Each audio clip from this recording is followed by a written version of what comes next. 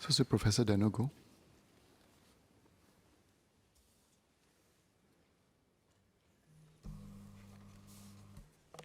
Mr. Speaker, sir, this budget marks a significant progress from a wait-and-see posture to strategic and integrated planning to engage three major shifts affecting Singapore's future. I focus on aging here. I highlight that aging is not uniformly experienced, and that men and women experience aging and are affected by aging very differently. There are therefore gender inequalities we need to tackle if we are to meet the challenges and opportunities of aging successfully. Our policies targeted at aging must factor in the gender differences for them to be effective. I focus on three sets of issues, namely issues related to the gender income gap, issues with supporting caregivers, and the economic and health security of seniors. Let me start with issues related to the gender income gap. A study using data from the Ministry of Manpower last year showed that the gender pay gap has not improved in the decade from 2006 to 2016. The gap in median monthly income between male and female has remained at around 18 to 19%, with women earning some $610 less than men. It is unacceptable that we have not made any progress in closing the gender pay gap in 10 years. We need to tackle the gender pay gap because it will affect our future senior women and their retirement security. Already, women who are living longer than men, and CPF life is structured in such a way that discriminates between gender, with women paying a higher premium and getting less payouts. The gender pay gap has therefore a compounding effect on the retirement security of women. Using the CPF Life Payout Estimator on the CPF board website, my estimate is that on the average, men will be getting 25% more income than men from CPF Life due to the gender pay gap. The gender pay gap varies across sectors. There's been some attention on the gender pay gap in the finance sector and in senior management. But I think we should actually pay more attention to the majority of our women workers who are laboring in other sectors. Health and social service is still a sector that has one of the largest gender pay gap, with women earning around $1,540 a month less than men. The health and social service sector impacts aging and our seniors the most. It is also a sector that is arguably the most susceptible to what Minister Ong Ye Kung has noted as a key factor underpinning the gender pay gap, that is, the social norms and expectations placed on women. Minister Ong called for a mindset change, but this is also a structural issue. The crux of the matter is nursing. Nursing makes up the bulk of the health and social service sector, and most nurses are women. Nursing is also in high demand because of aging. A strong professional body of local nurses is essential for us to successfully meet the challenges of aging. For many decades, there has been erosion of status and value attributed to nursing, which culminated in a 2013 population white paper footnote mistake in classifying nursing as a low-skilled job that is difficult to offshore. The apology and correction from DPM Teo Chee Hean then was swift and right.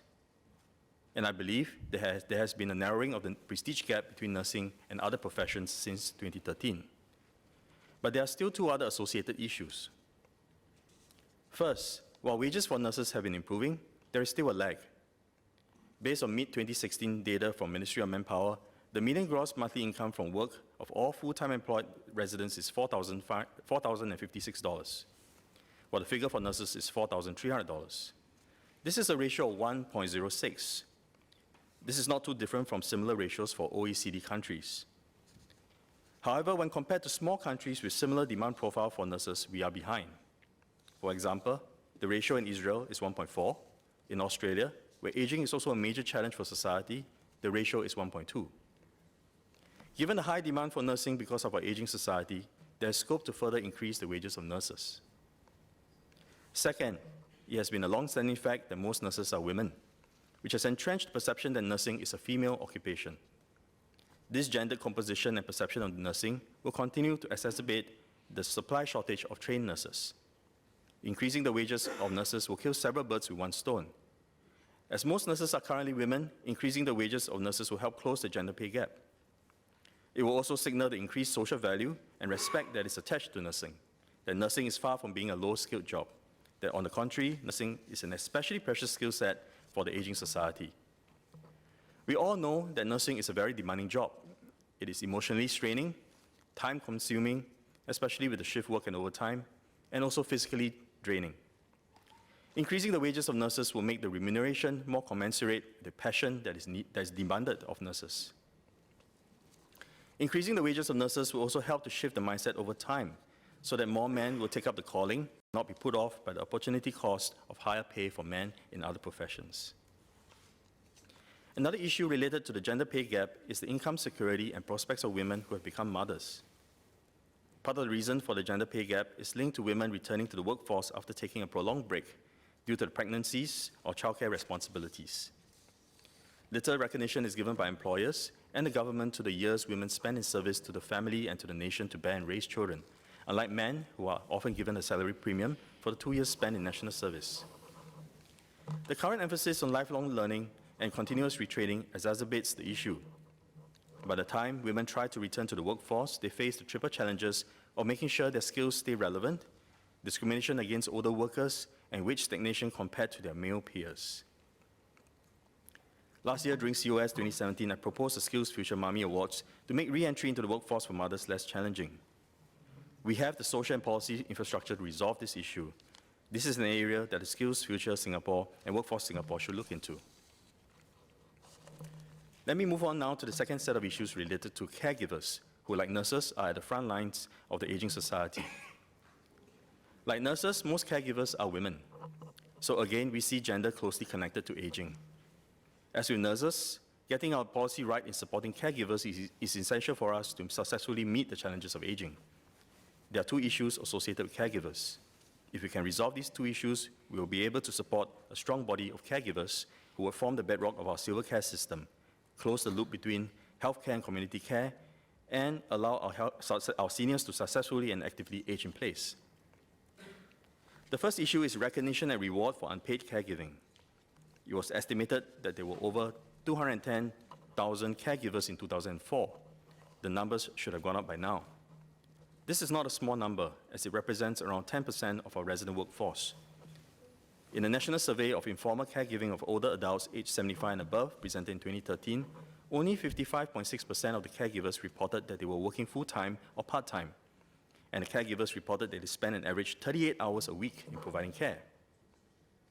Among the three problems of lack of family support, negative financial impact, and negative impact on schedule and health, caregivers rated financial impact as the heaviest burden, followed closely by negative impact on schedule and health.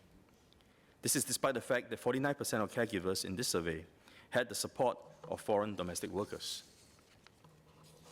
The same survey shows that caregivers living in private property and therefore assumed to have better means experience lower stress, while caregivers who are working and who are facing more financial problems due to caregiving experience higher stress. This is only one of the many surveys and studies that have shown consistent results. I think it is time we recognize that caregiving is full-time work, which prevents caregivers from realizing their employment potential and affecting their financial security. How can we better support caregivers in this respect? 2 years ago, during COS 2016, I asked the government to consider giving means-tested refundable tax credits to caregivers, so that caregivers who do not work or work part-time could get some cash refund. This will lessen their financial burden and improve their retirement adequacy. Senior Minister of State Sin Wen Dan replied that the government's approach focused on direct subsidies of services to lessen the cost borne by caregivers, rather than providing cash allowances to people looking after family members. I am of the view that the two do not have to be mutually exclusive. Cash allowances to caregivers suffering from extreme negative financial impact will allow them to access the subsidized services.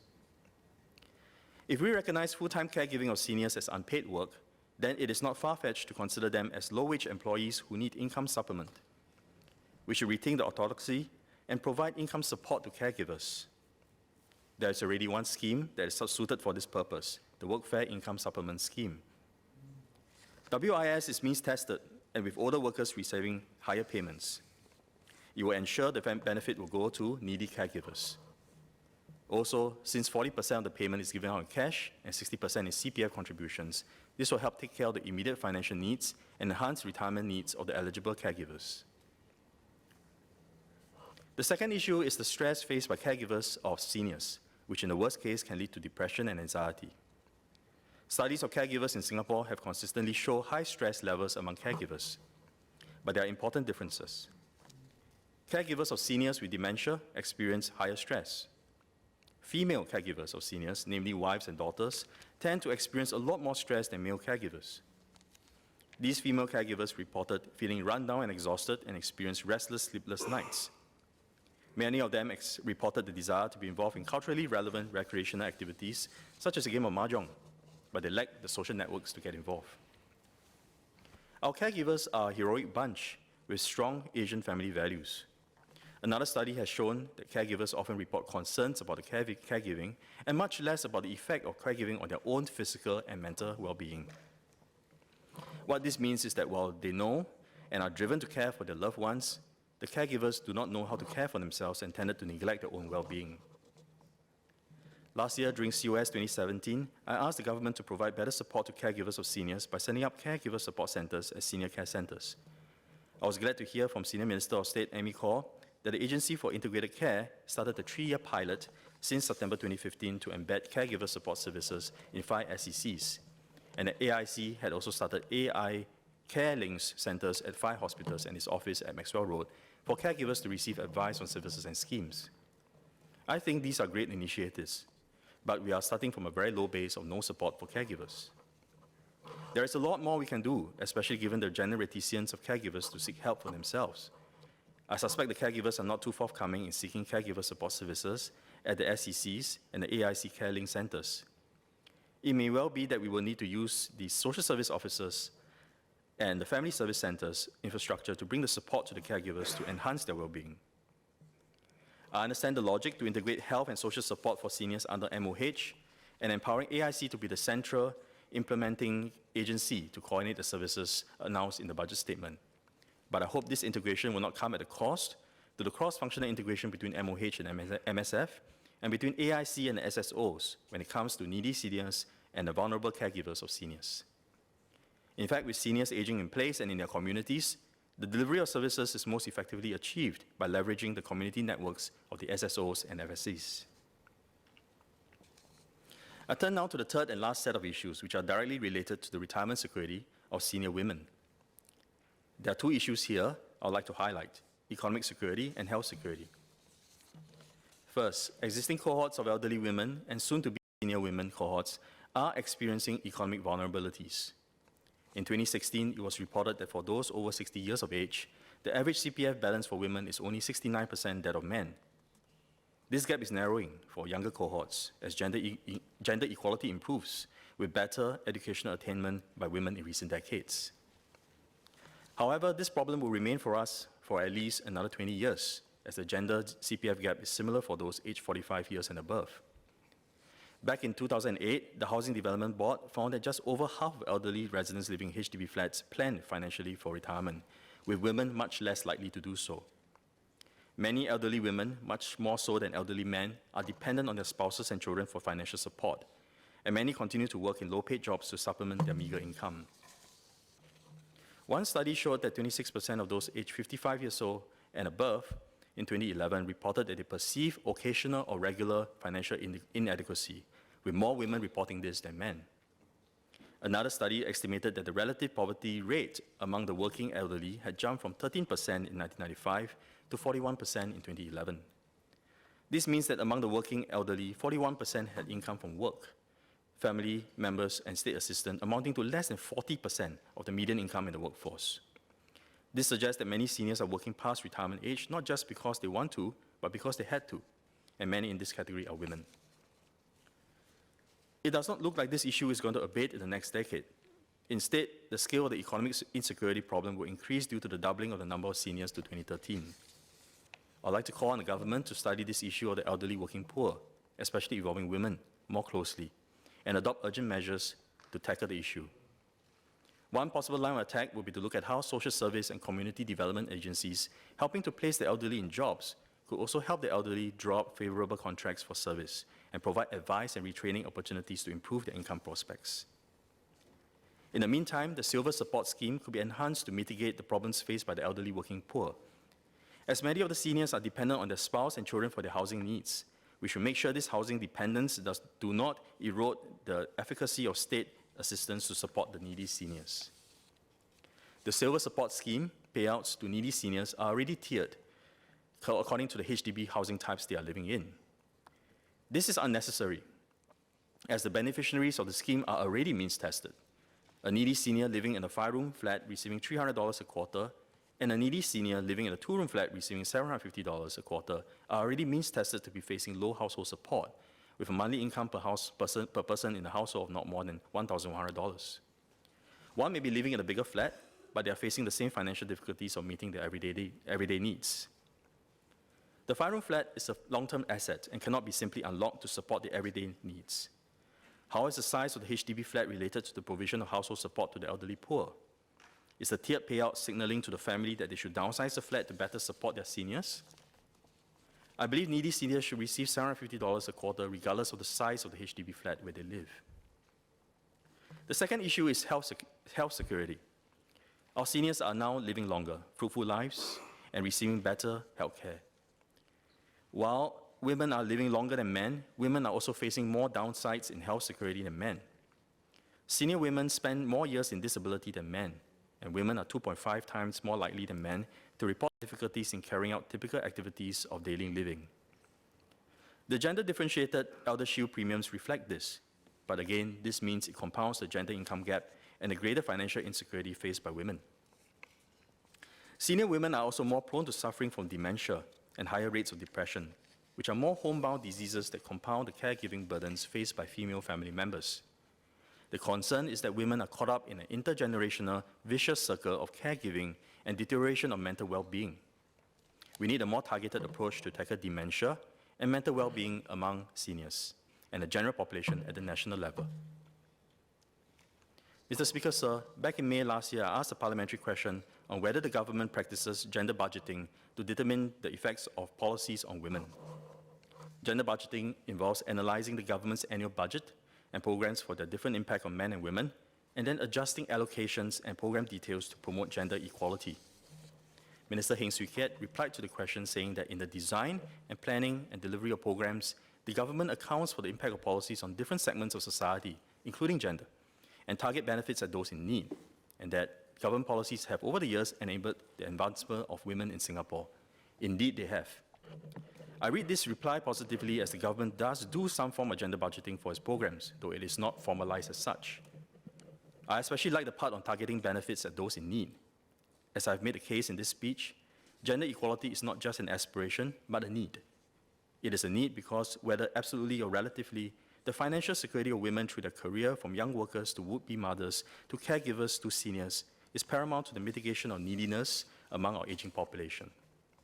It is a need because gender equality is one of the key upstream solutions to the downstream challenges of aging, and where opportunities for successful aging of our seniors are shaped and forged.